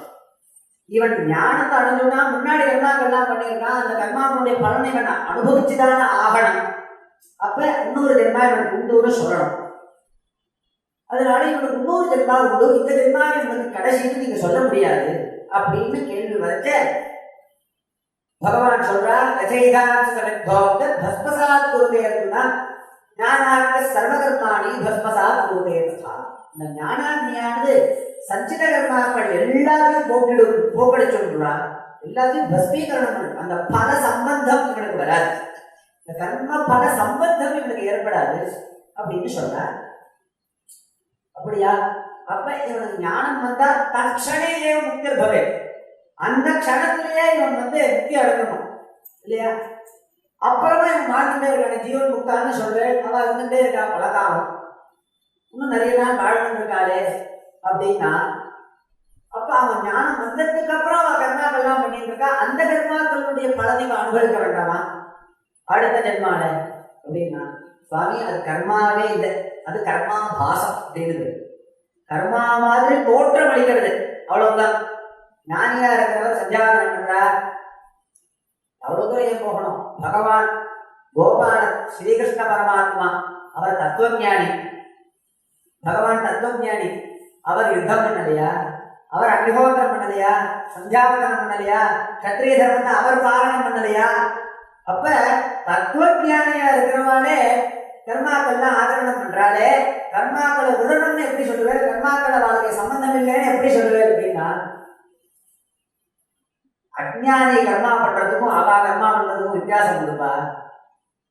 அகங்கரோமி மயா ஏதத் கர்ம கர்த்தவியம் ஏதத் கிருத்வா பலம் அனுபோகவியம் பிராப்தவியம்னு அவன் நினைச்சிட்டு கர்மாக்களை பண்றது இல்லை. நான் இதை பண்ணி அதை அடையணும், நான் இதை நான் பண்றேன் அப்படிங்கிற புத்தியோட அவ அகங்காராத்தியாச பூர்வம் கர்த்திருவாத்தியாச பூர்வகம் அவளுக்கு கர்மாக்கள்ல பிரவೃತ್ತಿ ஏற்படுறது இல்லவா? அவ ஆனா பண்றா. இப்படி எதுக்கு பண்றா அப்படின்னா, இதுதான் இந்த குணாதீத லட்சணங்கள்ல சொல்றச்ச முதல்லயே கீதையில 2வது அத்தியாயத்துல கிம் பிரபாஷேன கிமாசீன பிரஜேதகிம் அப்படின்னு பகவான் கேள்வி கேட்கிறான். அந்த இடத்துல ஸ்திதப்பிரஜ லட்சணத்துல எதெல்லாம் அவளுக்கு சாதனமாக முன்னாடி இருந்ததோ அதெல்லாமே லட்சணமாக மாறிடும். முன்னாடி தத்துவஞானத்தை அடையணுங்கிறதுக்கு அவ எதெல்லாம் சாதனமாக அபியாசம் பண்ணிருந்தாலும் அஹிம்சா, சத்தியம், கர்மாச்சரணங்கள், நிஷ்காம புத்தியோட கர்மாச்சரணங்கள் இத்தியாதி எதெல்லாம் அவ சாதனமாக இருந்ததோ அவளுக்கு ஞானியா ஆழ்த்தா அப்படின்னா அதுவே லட்சணமாக ஆயிடும் அவளுக்கு. இப்படி இருக்காளா அவா ஞானி அப்படின்னு தெரிஞ்சுக்கோ. அதுக்கு பின்னாடி அதை முயற்சி பண்ணி அவ அதை அடையிறதுக்கு முயற்சி பண்ணிட்டே இருப்பாள். ஞானி ஆயிட்டான்னா அது அவருக்கு இருந்துட்டே இருக்கும். அதுவே லட்சணம், சாதனம் லட்சணம் இப்படி விவாதம் பண்ணி அங்க சொல்றாங்க. அப்ப இன்னும் சொல்ற லோகசங்கிரகமேவா, லோகசங்கிரகார்த்தம், லோகஸ்ய சன்மார்க்க பிரதர்சனார்த்தம் தே கர்ம குர்வந்தி. ஞானிகள்னா லோகத்துக்கு சன்மார்க்கத்தை காமிக்கணும் அப்படிங்கிறதுக்காக கர்மாச்சரணம் பண்றாளாம். அப்ப லோகத்துக்கு சன்மார்க்கத்தை காமிக்கணும் அப்படின்னு நினைச்சுட்டு அவ பண்றாளா அப்படின்னா அதுவும் இல்லை. அவ பண்றது லோகத்துக்கு சன்மார்க்கத்தை காமிச்சு கொடுக்கும். இப்ப லோகம்னு ஒண்ணு வேற ஒண்ணு இருக்கு, அதுக்கு நம்ம சன்மார்க்கத்தை காமிக்கணும் அப்படிங்கிற துவைத புத்தி வந்துருமே. அதனால அவ எதெல்லாம் பண்றாளோ அதெல்லாம் லோகத்துக்கு சன்மார்க்கத்தை காமிச்சு கொடுக்கறதாக இருக்கும். அப்படி அதெல்லாம் ஞானி கர்மாச்சரணம் பண்றான்னா அது கர்மா பாசம், லௌகிகாலுக்கு அஞ்ஞானிகளுக்கு அது கர்மான்னு தோற்றம் அளிக்கிறது அப்படின்னா. இன்னும் மேல இந்த முன்னாடி ஒரு கேள்வி உண்டு, எப்ப ஞானி ஞானம் வந்துட்டா அப்புறம் ஜென்மா கிடையாதோ, எல்லா கர்மாக்களும் முடிஞ்சு போயிடுமோ, இவனுக்கு புண்ணியமும் கிடையாது பாபமும் கிடையாது, புண்ணியம் இவனுக்கு பந்தகம், பாபம் கிடையாதுன்னு ஆயிடுமா, அந்த க்ஷணத்திலேயே இவனுக்கு முக்தி ஏற்பட்டுடுமே அப்படின்னா அதுக்குதான் சாந்தோக்கிய ஸ்ருதி சொல்றது, தஸ்ய தாவதேவ ஜனம் யாவன்ன விமோக்ஷே அத சம்பத்யே. பிராரப்த கர்மா பூர்த்தியாகிற வரைக்கும் அவனுக்கு இந்த ஜீவனமானது, இந்த சரீர சம்பந்தமானது பிராரப்த கர்மா அப்படின்னா பிரகர்ஷேண ஆரப்தம் எத் கர்ம தத் பிராரப்த கர்மா அப்படின்னு சொல்றோம். பிரகர்ஷேண ஆரப்தம்னு பிரகர்ஷேண பலம் தாதும் ஆரப்தம் எத் கர்மா, பலத்தை கொடுக்கறதுக்கு ஆரம்பிச்சாச்சு அந்த கர்மா. அந்த கர்மாக்கு தான் பிராரப்த கர்மா அப்படின்னு. சஞ்சித கர்மான்னா டெபாசிட்ல இருக்கு, ஒன்னும் பலம் கொடுக்கறதுக்கு ஆரம்பிக்கல. எந்த கர்மா பலம் கொடுக்க ஆரம்பிச்சிருக்கோ எந்த கர்மா ஆரம்பிக்கலன்னு நம்மளுக்கு தெரியாது, பகவானுக்கு தான் தெரியும். அப்ப இந்த ஜென்மாவை அடையறதுக்கு, இந்த ஜென்மாவை நம்ம சுகதுக்கத்தை அடையறதுக்கு, இந்த மனுஷ சரீரத்தை அடையறதுக்கு எந்த கர்மாக்கள் பலத்தை கொடுக்க ஆரம்பிச்சிருக்கோ அந்த கர்மாக்கு தான் பிராரப்த கர்மான்னு பேரு. அந்த கர்மா பூர்த்தியாகிற வரைக்கும் நம்மளுக்கு இந்த சரீரத்துல ஜீவன் ஜென்மா இருந்தது. இந்த பிராரப்த கர்மா ஞானாதிஞான தர்க்கமாக ஆகாது, அது அனுபவிச்சாதான் முடியும் பிராரப்த கர்மாங்கிறது. இந்த பிராரப்த கர்ம சமாப்தி பரியந்தம், இந்த தேக பாத பரியந்தம், இந்த சரீரம் விழற வரைக்கும் இவனுக்கு இந்த சரீர சம்பந்தம் சரீரத்துல இருந்துன்றமா. எப்ப இந்த தேக பாதம் எடுத்தோ தட்சணே ஏவ, அதன்னா ஆனந்தரியாசகம் இல்லைங்க, அத விமோக்ஷி அப்படிங்கிறது தட்சணேவ தஸ்மின்னேவ க்ஷணே சஹ விமுக்தோ பவதி. பூர்வமபி விமுக்தः சஹ விமுக்த ஏவ, ததாபி விக்ஷேப சக்தி விசிஷ்டம் அஜ்ஞானம் நிவர்த்தம் அப்படின்னு சொல்லுவோம் சாஸ்திரம். ஆவரண சக்தி விசிஷ்டம் அஜ்ஞானம், விக்ஷேப சக்தி விசிஷ்டம் அஜ்ஞானம்னு அப்படின்னா பிரக்ரியா கிரந்தங்கள்ல சொல்லி நிரூபணம் பண்ணும். விக்ஷேப சக்தியும் அஜ்ஞானத்துக்கு மூலதா நிவர்த்ததே அஜ்ஞானம் அப்படின்னு சொல்லுவோம். எது மாதிரி இதுக்கு ஒரு உதாரணம், ரொம்ப அற்புதமான உதாரணம், முக்தேஷுவது அப்படின்னு. இதை சாந்தோக்கியத்துக்கு சொல்றார் பகவத்பாதா, கீதா பாஷ்யத்துல இந்த விஷயத்தை சொல்றார். விஷுகு அப்படின்னா பானம், அம்பு. அம்ப ஒருவன் அடிக்கணும்னு இவன் போட்டுட்டான், வில்லிட வச்சு கோத்து அதை விசர்ஜ விமோகம் பண்ணிட்டான். நல்ல விமோகம் பண்ணிட்டான், வேகமா அடிக்கிறான். அந்த லட்சியத்தை அதை வேதனை பண்றது. ஒரு மரத்தை அடிக்கணும்னு அடிக்கிறான், மரத்தை அதை புழக்கிறது. சில அம்பு என்ன பண்ணும், மரத்தை புழந்துட்டு அங்கேயே குத்திட்டு நிற்கும். ராமர் போட்டார் அம்ப, 7 மரத்தை தொலைச்சுட்டு போச்சு, தொலைச்சுட்டு நிக்கல, அதையும் தாண்டி போச்சு. ஒரு மரத்தை அடிக்கணும்னு நினைச்சுட்டு வேகமா அடிக்கிறான் அம்ப. அப்ப அந்த அம்பு அந்த மரத்தை அடிச்சுட்டு அங்கேயே நிக்கிறது இல்லை. என்ன அது, அது அது வேகம் ஜாஸ்தியா இருந்ததுன்னா அதையும் தொலைச்சிட்டு இன்னும் தாண்டி போகுது. எது வரைக்கும் போகும்? அந்த வேகம் பூர்த்தியான வரைக்கும் போகும். வேகங்கிற சம்ஸ்காரம் ஏற்பட்டு போனோம், அது முடிவர வரைக்கும் நம்ம போகும். இதனுடைய இந்த அம்பு எழுதினதனுடைய பிரயோஜனம் என்ன? இந்த ஒரு மரத்தை தொலைக்கணும் அப்படிங்கிறது தான் பிரயோஜனம். அம்பு உங்களுக்கு அந்த துப்பாக்கி தான், புல்லட்டு ஒருத்தனை அடிக்கணும்னு அடிக்கிறான், அது உடைச்சிட்டு எங்கேயோ வெளியில போகுது, வெளியே எங்கேயோ போய் விழுது. இதை அடிச்சுட்டு அங்கேயே தான் அது விழணும், விழல, அதனுடைய வேகம் பூர்த்தியான வரைக்கும் போகுது. அது மாதிரி இந்த சரீரம் ஞானம் ஏற்பட்டுட்டாலும் இந்த பிராரப்த கர்மாவுடைய வேகம் பூர்த்தியான வரைக்கும், அந்த சம்ஸ்காரம் பூர்த்தியான வரைக்கும் இந்த சரீரமானது இவருக்கு இருந்துடும். வேகம் பூர்த்தியானா எப்படி தானா அந்த அம்பானது விழுந்துடுறதோ அது மாதிரி இந்த பிராரப்த கர்மா பலன் முடிஞ்சிடுது அப்படின்னா தானா சரீரம் விழுந்துடும். அது வரைக்கும் இவனுக்கு இந்த சரீரத்திலே ஜீவன் நடந்துருக்கும். ஜீவன் முக்தனாக இருந்தாலும் அதுவே ஒருவன் அம்பை எழுதணும் அப்படின்னு வில்லன் எடுத்து வச்சான். ஏதோ காரணத்தினால அவன் மேல ஒரு நல்ல அபிப்பிராயம் வந்துருது. மறுபடியும் அம்பராத்துணியிலே எடுத்து வச்சுட்டான் அந்த பானத்தை. அந்த ஸ்தானம் தான் சஞ்சித கர்மம். இவனுக்கு பலனை கொடுக்கணும்னு காத்துன்றது, ஆனா ஆரம்பிக்கல, இன்னும் விமோகத்தை அடையல. இவன் தத்துவஞானத்தை அடைஞ்சுட்டான். சரி, நான் எடுத்து அம்பராத்துணியில வச்சுருவான் பகவான், பஸ்மமாயிடும், அது பலனை கொடுக்காது, அவ்வளவுதான். அப்படி சாஸ்திரங்கள் பிரதிபாதனம் பண்றது. யஸ்மாத் இஹ ஜன்மனி ஜன்மாந்தரேவா அனுஷ்டிதே யஜ்ஞாதிபிகி கர்மபிகி அபலாபிசந்திபி சித்தஸ்ய சுத்தத்வாத் இதானீமபி கர்ம கர்த்தவ்யம் இதி நாஸ்தி. தஸ்மாத் சுத்த பிரம்ம விசார கர்த்தவ்யः ஞானாதேவ மோக்ஷः. தஸ்மாத் சாஸ்திரம் ஆரம்பணீயம் அப்படின்னா கொஞ்சம் சொல்லி பூர்த்தி பண்ணிடுறேன். யோ மத்பக்த சமேத் பிரியா அப்படின்னு இருக்கு. பக்தி பண்ணினாலே பகவான் அடைஞ்சுட்டாமே, பக்தன் தான் எனக்கு ரொம்ப பிரியன்னு பகவானே சொல்றானே, அதனால பிரம்மவிசாரம் எதுக்கு பண்ணணும் அப்படின்னு கேள்வி. அந்த ஸ்லோகத்தை முழுக்க வாசிக்கணும். சந்துஷ்ட சததம் யோகி யதாத்மா திருட நிச்சய மையர்ப்பித மனோபுத்தி யோ மத்பக்த சமேத் பிரியா. சததம் சந்துஷ்ட, எப்போதுமே சந்தோஷமாவே இருக்கான். யதாத்மா காரியகரண சங்காதம், சரீரம் இந்திரியங்கள் எல்லாம் இவனுக்கு கட்டுப்பட்டதாக இருக்கு. திருட நிச்சய, ஆத்மா ஒண்ணுதான் நித்தியமான வஸ்து, சத்தியமான வஸ்து ஒண்ணுதான், இது எல்லாம் பொய்.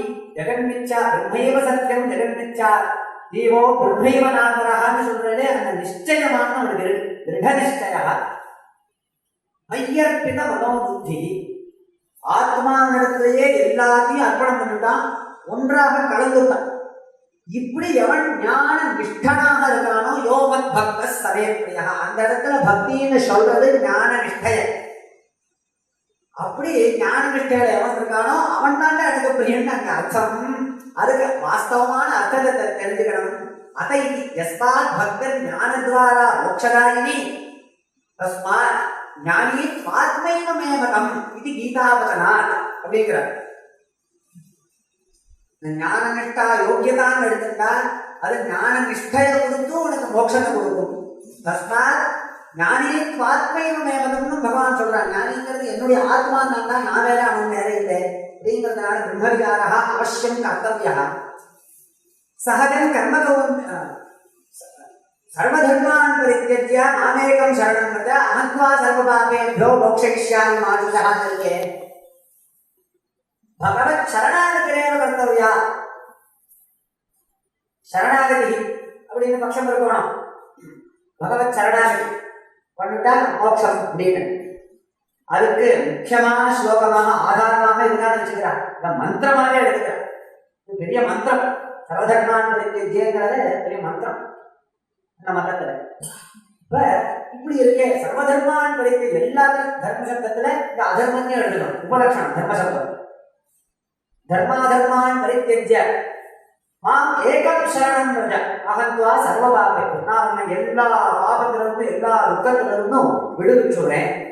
நீ பண்ண பாபத்திலிருந்தும் இப்ப கர்மா நித்திய கர்மாக்கள்லாம் விட்டைய, அதனால அந்த பாபத்திலிருந்து எல்லாத்திலிருந்தும் எல்லாத்திலிருந்தும் உனக்கு எதெல்லாம் நித்த கர்மாத்திலிருந்து நான் விடுவிச்சுடுறேன். நீ சோகத்தை அடையாத, நான் பாபம் விடுவேனேன் அப்படின்னு நீ சோகப்படாத. கர்மாக்கள் விட்டு என்ன சோகம், இப்படி அர்த்தம். இந்த ஸ்லோகத்தை பார்த்தா சாட்சாத்தா தெரியாது. ஆனா இப்படி யதார்த்தம் யாராலுமே சொல்ல முடியாது.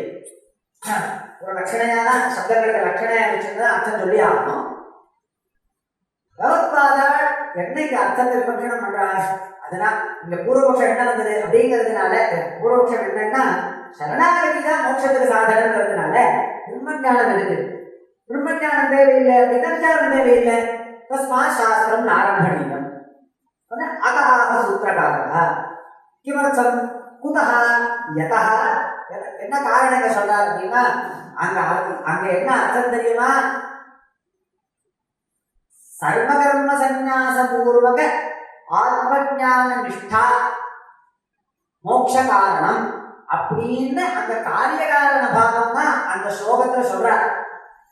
சர்வகர்ம சந்நியாச பூர்வக ஆத்மஞான நிஷ்டா மோட்ச ஹேது அப்படிங்கிறது தான் அந்த ஸ்லோகத்துல தாற்பரிய விஷயம். அப்படிங்கிறதுனால பிரம்மவிச்சார கர்த்தவிய தேவா அப்படின்னா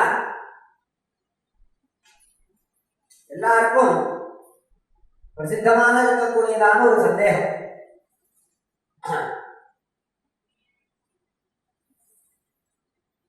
பிரம்மங்கிற ஆத்மாங்கிறது நித்தியமான வஸ்து, நித்திய பிராப்தமான வஸ்து. அப்படி இருக்கச்ச அதை அடையறதுக்கு எதுக்கு யாராவது ஒரு விரும்புவானா? நித்யாத்மஸ்ய பிரம்மணா கதம் புருஷார்த்தத்துவம். அது அடைய வேண்டியது இல்லப்பா, அடைஞ்சதுதான் அப்படின்னு சொல்றேன். அடைஞ்ச வஸ்துவை எவனா விரும்புவானா சுவாமி உலகத்துல? அடையாததுதானே விரும்புவான். பிரம்மைவகி மோக்ஷா, மோட்சம்னா பிரம்மன் தான். புருஷேன அர்ச்சதே புருஷார்த்தா, புருஷனால விரும்பப்படக்கூடியது அப்படிங்கிறது தான் புருஷார்த்தம். அத்தः प्राप्यस्यैव पुरुषार्थत्वं प्राप्ये वस्तुन्येव पुरुषस्य अस्तित्वरूपनिच्छा संभवात् अतः सूत्रकारः. அதனால நீங்க சொல்லக்கூடியதான அந்த பிரம்ம நித்திய பிரம்மம் ஒன்று இருக்கே, பிராப்தமான பிரம்மம், அதை அடையவே வேண்டாம். அதை அடைஞ்சதான வஸ்து தானே.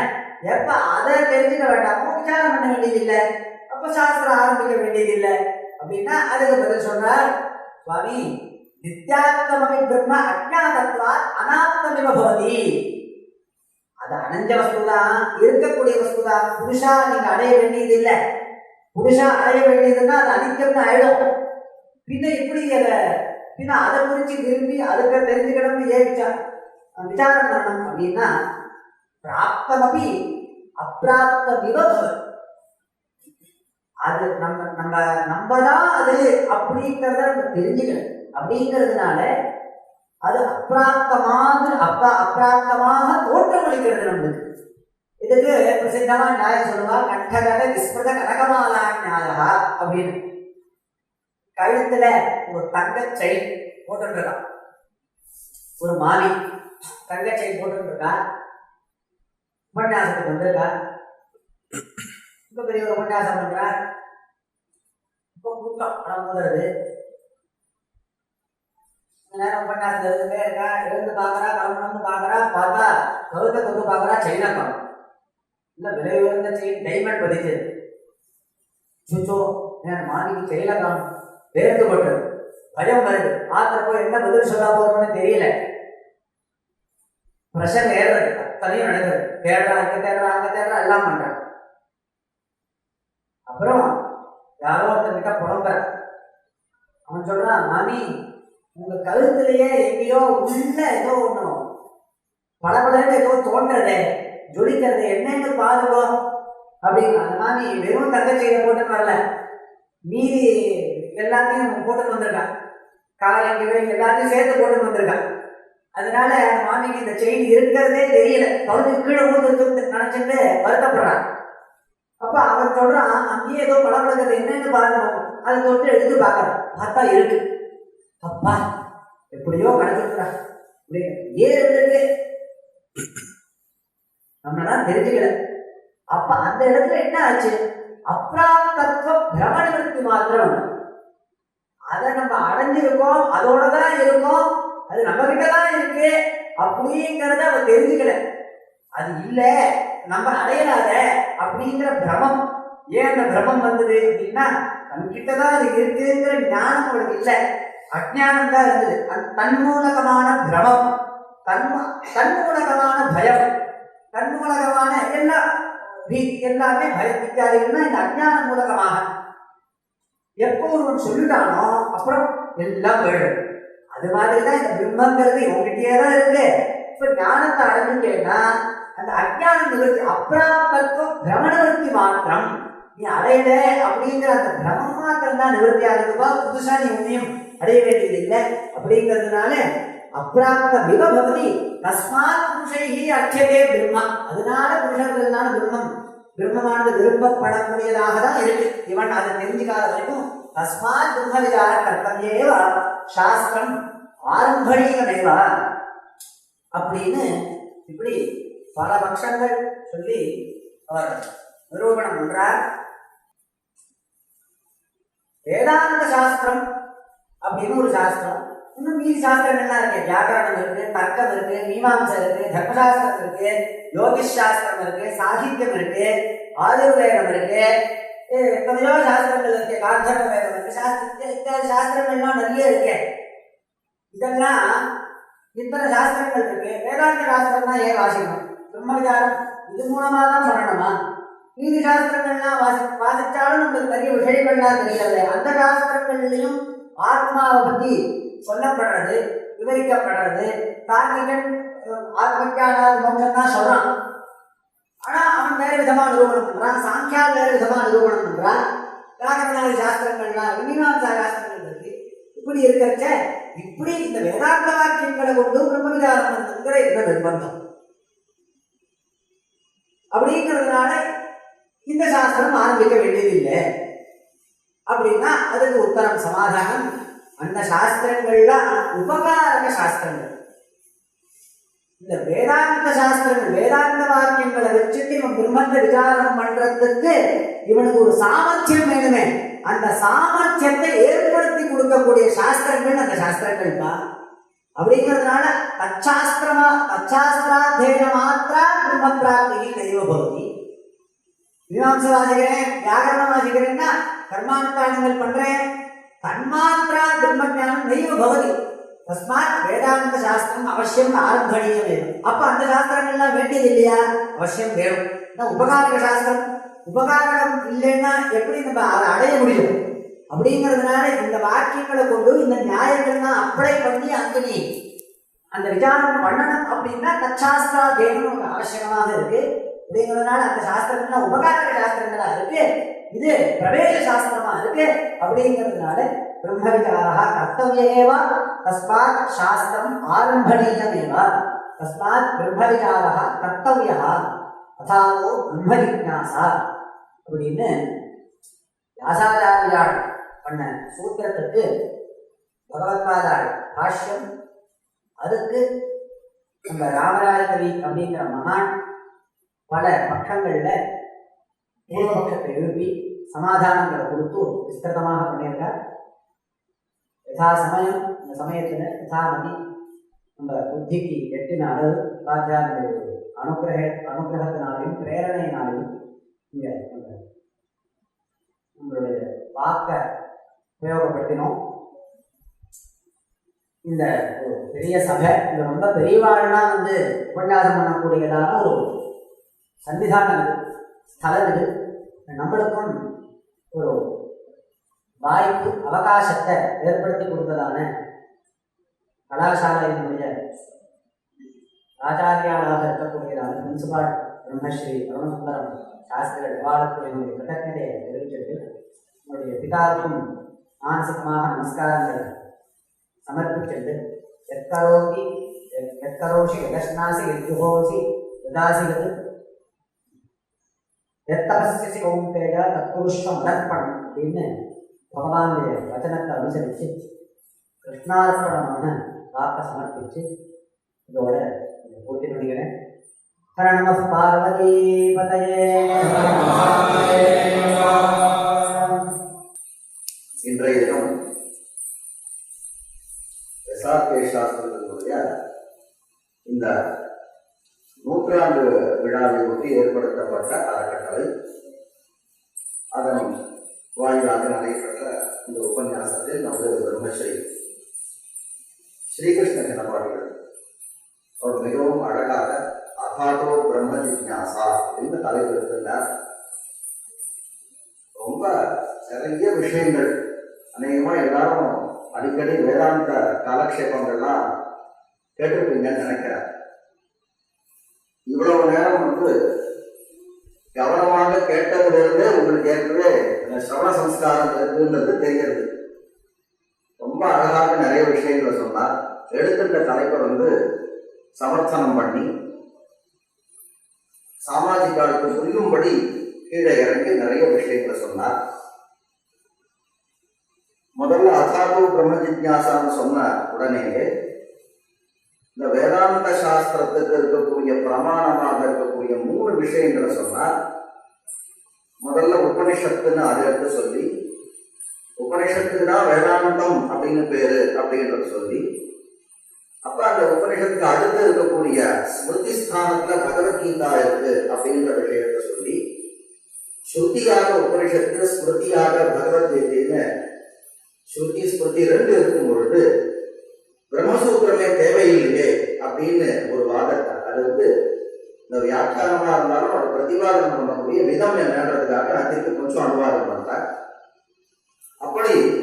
அப்ப பிரம்மசூத்திரம் தேவையில்லையே அப்படின்னு 3வது பிரஸ்தானம்னு சொல்லுவோம். அந்த 3வது தேவையில்லையே அப்படின்னு கேட்டு அந்த உபநிஷத்துல வரக்கூடிய சம்சயங்கள்லாம் நிறைய சந்தேகம் இருக்குது, அதை நிவர்த்தி பண்றதுக்கு இன்னொரு உபாயம் தேவை அப்படின்றதுக்காக பிரம்மசூத்திரம் எழுதப்பட்டிருக்குன்ற அந்த விஷயத்தை சொல்லி, பிரம்மசூத்திரத்தில் அவர் என்ன பண்றார் அப்படின்னும் பொழுது நிறைய நியாயங்கள் எல்லாம் சஞ்சாரம் பண்ணி மேல இருக்கக்கூடிய உபனிஷத் பிரஸ்தானத்தை நிரூபணம் பண்றதுக்கு நிறைய நியாயங்கள் யுக்திகள் எல்லாம் சஞ்சாரம் பண்றார் அப்படின்ற அந்த விஷயத்தை சொல்லி, அதனால 3மே தேவைதான் அப்படின்ற விஷயத்தை சொல்லி, அடுத்த வேதாந்தம்ன்ற பெயருக்கு அத்வைத சம்பிரதாயத்துல சாரீரக மீமாம்சான்னு ஒரு பேர் இருக்கு அப்படின்ற அந்த விஷயத்தை சொல்லி, மீமாம்சான்ற வாதத்துக்கு ஒரு பூஜிக்கத்தக்க ஒரு விசாரம் அப்படின்னு அதை சொல்லி, சாரீரகம்னு ஏன் பேர் கொடுத்தார் அப்படின்னு சொல்லி, சாரீரகம்னா சரீரத்தோடு கூடியது இல்லையா, சரீரத்தோடு கூடியது ஆத்மா அப்படின்னா அந்த சாரீரகம்ன்ற வார்த்தையானது நம் உயிர்களுக்கு ஆத்மாவுக்கு பேர் அப்படின்னு சொல்லிட்டு, ஒரே சாஸ்திரத்துக்கு சாரீரக மீமாம்சான்னு பேரு, அதே சாஸ்திரத்துக்கு உங்களுக்கு பிரம்மசாஸ்திரம் அப்படின்னு பேரு இப்படின்னு 2த்தையும் சொல்லி, இப்போ ஒரே சாஸ்திரத்துக்கு இந்த 2 பேர் கொடுக்கறதுனால சாரீரகம்னா இந்த வார்த்தையானது உயிர்களை பத்தியான ஆத்மாவை பத்தியான விசாரம், அந்த பிரம்ம மீமாம்சா அப்படின்றது பிரம்மத்தை பத்தியான விசாரம் அப்படின்னு தனித்தனியான விஷயம் போல இருக்கு அப்படின்னு நினைச்சுருவா. அப்படின்றதுக்காக சமாதானம் பகவத்பாதால் எடுக்கும் பொழுதே இந்த சாரீரக மீமாம்சாவும் இந்த பிரம்மமும் ஆத்மாவும் ஒன்றுதான்றதை நமக்கு புரிய வைக்கிறதுக்காக அந்த 2த்தையும் சேர்த்து அவர் பிரயோகம் பண்றார் அப்படின்ற அளவுக்கு உபோத்காதமாக கொடுத்து, அடுத்து முதல் சூத்திரம் அதாதோ பிரம்ம ஜிக்ஞாசான்னு சொல்லி, அதுல 3 பதங்கள், அதான ஒரு பதம், அகஹான 2வது பதம், பிரம்ம ஜிக்ஞாசா அப்படின்னு 3 பதங்கள் சொல்லி, அதுல இருக்கக்கூடிய முதல் அத அப்படின்ற பதத்திற்கு பிறகு அப்படின்னு அர்த்தம் அப்படின்னு சொல்லி, பிறகுன்னு சொன்னா எதற்கு பிறகு அப்படின்றதுக்கு பல சாஸ்திரக்கார பலவிதமான அர்த்தம் சொல்றாங்கன்னு சொல்லி, இந்த இடத்துல 4 விதமான சாதன சதுஷ்டயங்கள்னு சொல்லக்கூடிய அந்த மேற்கொண்டு சாதனம் அப்படின்னா கருவி, மேற்கொண்டு சொல்ல வேண்டிய விஷயத்துக்கு அடிப்படையான தேவையான விஷயங்கள் என்னன்னா 4 அப்படின்னு சொல்லி, அந்த 4 என்னென்ன அப்படின்னு அதை விவரணம் பண்ணார். இப்படி அதான்ற அந்த சப்தத்துக்கு இந்த 4 விதமான சாதனங்கள் நமக்கு இருக்கணும், அப்படி இருக்கிறவரால்தான் மேற்கொண்டு பிரம்ம ஜிக்ஞாசா பண்ண முடியும் அப்படின்னு சொல்லி, பிரம்ம ஜிக்ஞாசான்ற வார்த்தைக்கு என்ன அர்த்தம் அப்படின்றத சொல்லி, பிரம்மன் தொடர்பான அறிவை பெறுவதற்கான ஒரு ஆசை, பிரம்மத்தை தெரிஞ்சுக்கணும்னு ஒரு ஆசை அப்படின்னு அந்த முடிச்சுட்டு, ஆசை இருந்தா போதுமா அப்படின்னு சொல்லி அதற்காக விசாரம் பண்ணணும்னு தாவத் பரியந்தம் கொண்டு வந்து அழகா காண்பிச்சார். பிரம்ம ஜிக்ஞாசா அஸ்தின்னு முடிச்சிட முடியாது. பிரம்மத்தை தெரிஞ்சுக்கணும்னு எனக்கு ஆசையா இருக்குன்னு சொல்லிட்டு வீட்டுக்கு போயிடலாம், கலந்து போனா பிரயோஜனம் இல்லை. அப்ப பிரம்ம சம்பந்தப்பட்ட பிரம்மத்தை தெரிந்து கொள்வதற்கான ஆசை இருக்கிறதுன்னு அப்படியே முடிச்சிடாம, அதனால நான் வந்து விசாரம் பண்ணணும்னு தாவத் பரியந்தம் கொண்டு போய் விட்டுட்டார். அவர் உபன்யாசம் பண்ண சைலியை நான் சொல்றேன். அடுத்து நடுவில் இருக்கக்கூடிய வார்த்தை வந்து அதஹான்ற வார்த்தை. அதஹான்ற வார்த்தைக்கு ஆகையால் அப்படின்னு அர்த்தம். ஆகையால் அப்படின்னா அது வந்து ஹேத்துவ சொல்றது, அந்த காரணத்தினால் அப்படின்னு. எந்த காரணத்தினால் அப்படின்னு அந்த ஒரு விஷயத்தை தான் இவர் சொன்னார். இந்த உபன்யாசத்துல முக்கியமான விஷயங்கள் ஆகையால். ஆகையால் அப்படின்னா எந்த காரணத்தினால், எந்த காரணத்தினால், அந்த எந்த காரணத்தினால் சொல்றதுக்கு எத்தனை காரணங்கள் இருக்குன்றத அந்த ராமராஜ கவி அவருடைய கிரந்தத்தை அது ரொம்ப விசேஷமா எடுத்து, ஆகையால் அப்படின்றதுக்கு 102 காரணங்கள் இல்லையா, 102 காரணங்கள் வந்து கேள்வியாக கேட்கப்பட்டு அதற்கு 102 பதில்கள் சொல்லப்பட்டு, இந்த 4 சாதனங்கள் இருக்கக்கூடியவனும் சாதனங்களை உடையவனும் ஆகையால் பிரம்மம் தொடர்பான அறிவை பெறுவதற்கு ஆசைப்படக்கூடிய காரணத்தினால் விசாரத்தை செய்ய வேண்டும் இப்படி வந்து நமக்கு சங்கர பாஷ்யத்துல கிடைச்சிருக்கிற அந்த விஷயத்தை சொன்னார். ஆகையால் போது முக்கியமாக இந்த ஆகையால்ன்ற வார்த்தையில எத்தனை விதமான சம்பிரதாயங்கள் இருக்கோ எல்லா சம்பிரதாயத்தையும் கண்டிச்சிடுறான். அதுதான் விஷயம். ஆகையால்ன்றதுனால கர்மாவினால நம்ம மோட்சத்தை அடையலாமா? முடியாது. உபாசனையினால மோட்சத்தை அடையலாமா? முடியாது. கர்மா அதுக்கப்புறம் வந்து வெறும் ஞானம் கர்மா ரெண்டுத்துடைய சமுச்சயத்தினால மோட்சத்தை அடையலாமா? முடியாது. பக்தியால மோட்சத்தை அடையலாமா? முடியாது. இல்லையா? இப்படி வந்து எத்தனை விதமான பட்சங்கள், மோட்சத்தை அடைவதற்கு எத்தனை பட்சங்கள் தான் இருக்கும். இந்த எல்லா பட்சங்களும் ஆகையால் அதஹான்றதனுடைய அந்த கேள்வியில் இருக்கு. அதஹான்ற ஒரு பதில் சொல்வதற்கு எது கேள்வியாக இருக்கோ அந்த கேள்வியில எல்லாத்தையும் வச்சுட்டார். சொல்லிட்டு ஒன்னொன்னா நிராகரணம் பண்ணார். நிறைய அற்புதமான விஷயங்களை சொன்னார். கர்மாவனால மோட்சத்தை அடையலாம் அப்படின்றதுக்கு அனுகூலமான பட்சங்கள். கர்மாவை செஞ்சுதான் தீரணும், கர்மாவை விட முடியாதுன்னு எத்தனையோ சாஸ்திரங்கள்லாம் சொல்றது அப்படின்னு அதை விவரணம் பண்ணி, அந்த சாஸ்திரத்துக்கு இப்படிதான்ப்பா அர்த்தம் அப்படின்னு அவர் சொல்லிருக்க அந்த விஷயத்தை சொல்லி, அடுத்து உபாசனையினால் அது ரொம்ப நல்லா இருந்தது. உபாசனையினால மோட்சம்னா உபாசனை ஒரே தேவதை உபாசனை பண்ணிட்டே இருந்தா அந்த தேவதை நேரில் வந்துருது. அதே மாதிரி பிரம்மத்தை உபாசனை பண்ணிட்டே இருந்தா பிரம்மம் வந்துருக்குது அப்படின்னு அந்த விஷயத்தை சொல்லி, அது தப்பு அப்படின்னு அதை நிராகரணம் பண்ணி, அடுத்து இந்த சமுச்சயத்துக்கு உதாரணம் பண்ணி கடைசியில் ரொம்ப நிறைய நல்ல விஷயங்கள், அதுல பிரசங்காத்து நமக்கு சில விஷயங்கள் வந்து நமக்கு தெளிவும் வந்தது. அதுல அவர் சொல்லியிருப்பாரு, எல்லாருக்கும் நமக்கு தெரிஞ்சிருக்கோம். நமக்கு வந்து நித்திய நைமித்திக கர்மாக்கள்ல லோகம் வந்ததுன்னா அதாவது நமக்கு பாபம் வரும், பிரத்யவாக பாபம் வரும்னு சொல்றாங்க இல்லையா. அப்ப என்ன பண்ணாரு, பாபம்ன்றது வந்து ஒரு பாவ பதார்த்தம். பாபம் இருக்கிறதுன்னு நாம சொல்றோம். பாபம்ன்றது ஒரு பாவ பதார்த்தம்னு சொல்லுவோம். இல்லாததுல இருந்து இருக்கிறது தோன்றாது. அதாவது ஒரு இல்லாத வஸ்துவில இருந்து இருக்கிறது தோன்றாதுன்னு ஒரு நியாயத்தை ஒன்று ஏற்படுத்துது. நீ கர்மாவை விட்டுட்ட அப்படின்னு சொன்னா, கர்மாவை விடுறது கர்மாவுடைய அபாவம். அப்ப கர்மாவுடைய அபாவத்துல இருந்து பாபம்னு சொல்லக்கூடிய பாவ பதார்த்தம் உண்டாகும் அப்படின்னு சில பேர் சொல்றா. நீ கர்மாவை விட்டுட்டன்னு சொன்னா பாபம் வரும். ஏன்னா அவன் என்ன சொல்வான், ஞானத்தாதான் மோட்சம் அப்படின்னு சொன்னா கர்மாவை விடுறேன்னு அர்த்தமாச்சு. கர்மாவை விட்டுட்டன்னு சொன்னா பாபம் விடுமே அப்படின்னு எதிராளி கேள்வி கேட்கலாம். அதற்கு அவன் என்ன பதில் சொல்றான் அப்படின்னா, ஒரு சின்ன ஒரு கேள்வி கேட்டுட்டு, கர்மாவை விடுறது அப்படின்றது அபாவம், அபாவத்திலிருந்து பாவ பதார்த்தமானது உண்டாகாது அப்படின்னு அதை சொல்லி, அதற்கான சமாதானமும் இன்னொன்று ஒரு நல்லா இருந்தது. நீ வந்து அந்த பாபம் வந்தது கர்மாவை விட்டதுனால ஒன்றும் அந்த பாபம் வரல, கர்மாவை விட்டுட்டு வேற ஒரு காரியம் பண்ண இல்லையா, அதுல இருக்குதான் பாபம் வந்தது அப்படின்னு. அது இதெல்லாம் சாஸ்திரக்காரா. சாஸ்திரம்ன்றது எப்படி இருக்குன்னு லௌகிக்கால் தெரிஞ்சுக்கணும். சாஸ்திரம்னா ஏதோ சாஸ்திரம்னு சொன்னாலே சம்ஸ்கிருத காலேஜ் சம்ஸ்கிருதம்னு சொன்னாலே கோவிலுக்கு தேவையான விஷயங்களை சொல்லித்தரா போல இருக்கு அப்படின்னு நினைச்சிருந்தா. அது இல்லை. எவ்வளவு அழகா விசாரம் கொண்டு போறான்றத நமக்கு அவர் சொன்னார். அடுத்தது கர்மா பண்ணா எத்தனை விதமான பலன் வரும் அப்படின்ற அந்த விஷயம். 4 விதமான பலன் வரும். பலன் எப்படி உண்டாகும்? உற்பத்தி, அந்த ஒரு பலனானது உண்டாகும். விகாரம், அதுல மாற்றங்கள் உண்டாகும். இப்படிலாம் இருக்கு. பிராபியம் சேதி திருதாமத்தம்னு நமக்கு 3 விதமான இருக்கு. இப்படி சாஸ்திரங்கள் வர்ணனை பண்றது அதெல்லாம் சொல்லி, அப்படின்னா நீ நமக்கு இந்த கர்மாவை பண்ணா அந்த பலனானது கிடைக்கும் அப்படின்ற மாதிரி, மோட்சம் நமக்கு கிடைக்கும்ன்ற மாதிரி அந்த விஷயத்தை சொல்லி, மோட்சம் புருஷார்த்தம்ன்றதை சேர்த்துருந்து அது பிரசங்கா சொன்னார். தர்மார்த்த காம மோட்ச சதுர்வித புருஷார்த்தம் நாம சொல்றோம். மோட்சம்ன்றது இந்த சம்பிரதாயத்துல இருக்கு, எப்போதுமே சித்தமா இருக்கு. நாமளே பிரம்ம மோட்சம் எப்போ சித்தமா இருக்குன்னா, சித்தமான பொருள் புருஷார்த்தம்ன்ற கேட்டகரிக்குள்ள வராது. நான் புருஷார்த்தம்ன்ற வார்த்தைக்கு மனிதர்களால் அடையப்படுவதற்காக விரும்பப்படுவது அப்படின்னு. விரும்பப்படுறதுன்னா என்ன அர்த்தம்னா, என்கிட்ட இல்லாததான் நான் விரும்ப முடியும். அப்ப அது விரும்பப்படக்கூடிய பொருள்னா என்கிட்ட இல்லைன்னு அர்த்தம். அப்ப மோட்சம் இருக்குன்னு ஒரு பக்கம் சொல்ற, மோட்சம் எப்போதுமே சித்தமா இருக்குன்ற. ஆனா மோட்சம் புருஷார்த்தம்னு சொல்ற. புருஷார்த்தம்னு சொன்னா இல்லாதத தேடணும்னு அர்த்தம். மோட்சம் இருக்குன்ற, இப்படி பரஸ்பர விரோதம் இருக்குன்ற அந்த மதத்தையும் சொல்லி, அது இருக்கக்கூடியதுதான், ஆனா நமக்கு தெரியல அப்படின்றதுக்கு இந்த உபன்யாசம் செயல் அப்படின்ற அந்த லௌகிக உதாரணத்தை சொல்லி, இப்படி இந்த ஒரே ஒரு அத்தகான்ற வார்த்தைக்கு இவ்வளவு பொருள் சொல்லி இருக்கு, ஆனா தெரியல. அப்ப இந்த கடைசியில் சாஸ்திரார்த்த விசாரம் எதற்காக தேவைன்னா, இந்த அஜ்ஞானங்கள்லாம் நிவர்த்தி ஆகிருக்குன்னு சொன்னா இருக்கக்கூடிய ஞானமானது தானா நமக்கு தெரியும் அப்படின்றதுதான் இந்த சாஸ்திரம் நமக்கு முக்கியமா மோட்சம்.